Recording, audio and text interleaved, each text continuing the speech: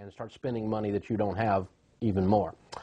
All right, checking in with the email bag, Tyler from Massachusetts writes, many people have a long-term need for life insurance. How can you recommend term to everyone?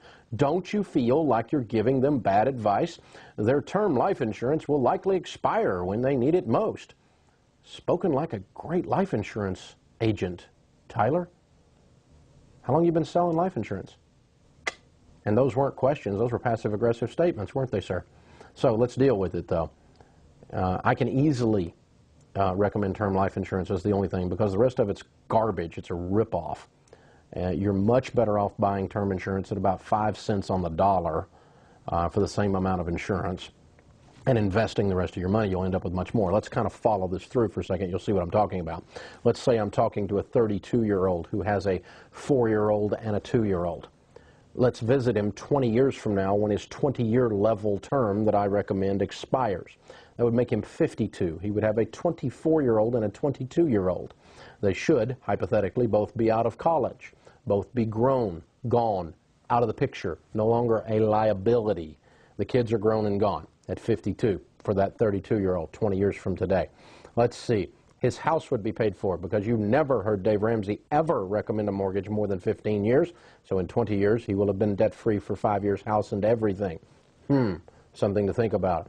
Now, let's see. Would he have anything in his 401k? Well, if he's been investing what I teach, 15% of his income until he was debt-free, and after that loading up on everything, if he made an average household income in America of $40,000, what would he have 20 years later? Well, he'd have somewhere between $500,000 and $700,000 in his mutual funds. Now, let's see. He's 52 years old. The kids are grown and gone. The house is paid for. There's $700,000 in mutual funds. He dies with no life insurance. See, his wife's got no kids, no mortgage, and $700,000. I think she could struggle through, Tyler. That's how I recommend term insurance, because I recommend doing a financial plan called getting out of debt and investing, along with the idea that your term insurance is going to expire.